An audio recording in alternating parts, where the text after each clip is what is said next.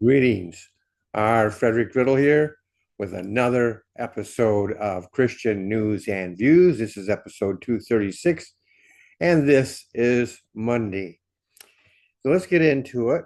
There actually were two contrasting events that took place over the weekend. I want to take a look at them, a quick look. One took place in Glendale, Arizona, where a memorial service with about 90,000 people in attendance and seen by millions. I'm speaking of the memorial service for Charlie Kirk. And I didn't get to see the whole thing. If you got a chance, I might this week, I might take and take some time and just watch, well, at least watch that which I missed. Uh, the One of the things I did get to see on replay, mind you, but I did get to see it. And this is where the Erica Kirk forgave the man who had murdered her husband. Very emotional. And we'll get into that a little bit in the opinion aspect.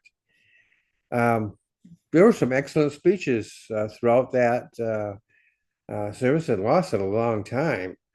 The entire afternoon I was watching it, and I believe that there was probably a lot of people who started at the very beginning and stayed until the end. Probably the most emotional was her forgiving the murderer, but there were some others as well.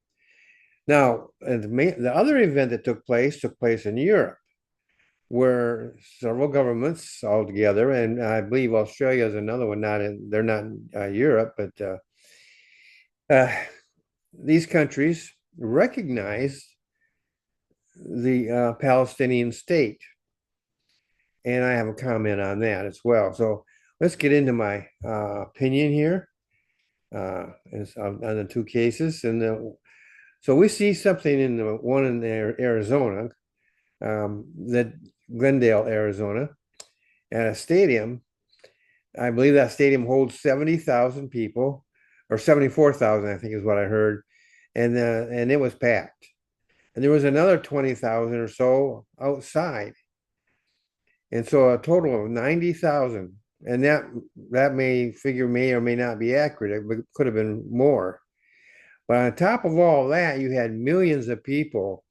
They estimated that might be as many as 1 billion people across the world who watched, who were going to be watching anyhow, um, that memorial service. It was quite a thing, and quite well tastefully done. Yeah, you had different people coming on there. Most of them I knew, but some I did not know. Um, and these are people who came on and shared some personal insights into Charlie Kirk and adding to our overall knowledge. And it was very special to me to be able to watch this. It was really touched my heart. On the other hand, you have now, by the way, that showed you God being at work. God is at work in America, folks. And I believe he's bringing about a revival. On the other hand, you also have evil at work. To recognize a group of people whose primary goal is to kill Jews is that's evil.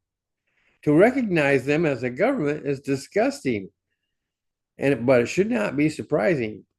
For maybe it might be surprising for Australia, but for Europe, not so much. This is where Hitler came about. Europe produced Hitler and the anti-Semitic Nazis.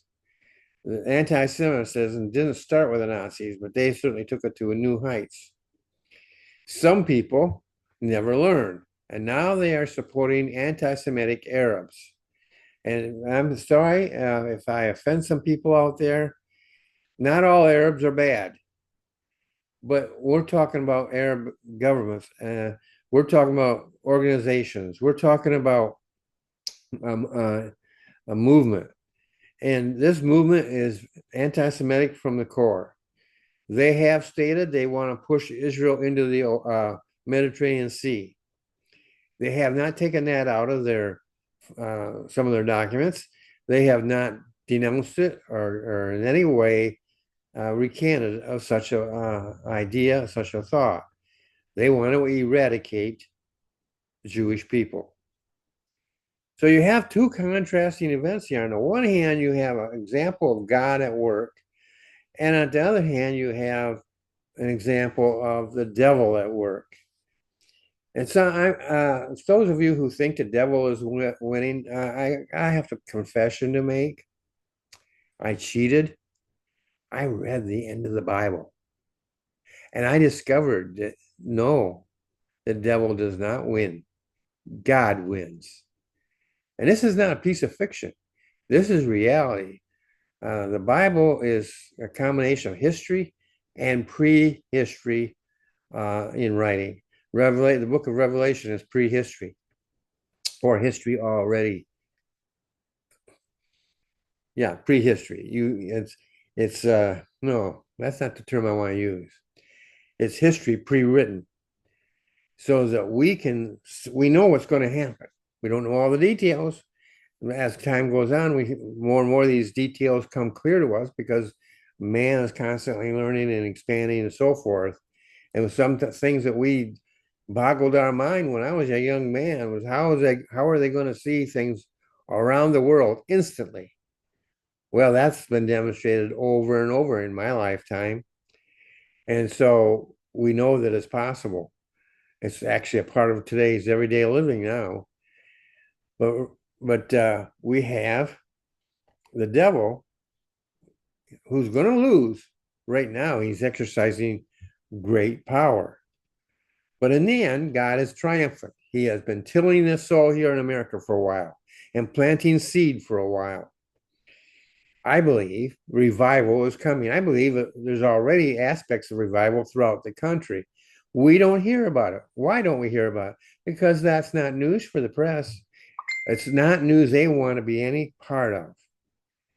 But I truly believe that there is revival flashpoints, if you will, around the country. And I believe that it's very possible. I'm not saying it's going to happen this way, but I believe it's possible that Turning Point USA could be the umbrella group that brings all these revival flashpoints together, and we have a national revival. I've never seen a national revival in my life. I've read about them in history, but I've never experienced one, never seen one. And I'm praying that I will see one here in America. I believe God has given us one last chance, folks. We dare not mess it up. Therefore, I plead with you to put Christ first in your life, your family, and your career. He should be first in everything that we do, no exceptions. Christ is the most important person in the whole world for you and for me. And for us to ignore what he wants to do in our life, even if you've already gotten saved, you still need to pay attention to him. He has a plan for your life, and he wants to use you in this environment we live in today. So ask yourself some questions. How about asking yourself this? What can I do? How about how can God use me? Or better yet, how about asking God to use you, ask him how he wants to use you, and then submit to him. Now, I think this has been a fairly short. I don't time these things until afterwards. But let's see here. Can't find. There we go. What I want to do now is I had a little trouble here bringing something up here. So if you haven't subscribed to this channel, I would pray that you do. Why? Am I so brilliant that I'm shedding light on it that you can figure out for yourself? No. I do believe that God uses me in the sense that I do shed some light on things, maybe to the point that gives you something to think about and come to your own conclusions about. And so it's not so much to pass my knowledge on to you. I could do that with a thimble. But rather just to stir the pot a little bit and to get you thinking about this and that, how it applies to you. What does God's word say about it? And there's people out there, I'm sure, that you know more about the Bible than I know. You know more about these issues than I know. And you might be able to shed some light on it that I hadn't even considered. That's why I invite you to comment. I also invite you to get on there and subscribe to this channel. And it encourages me. And I always tell you that I try to inform you and encourage you and to inspire you. And those are three things that I try to do every episode that I put out. And only you can say whether or not I succeed in doing it. Well, I hope you've enjoyed today's episode, and I will see you in the next episode.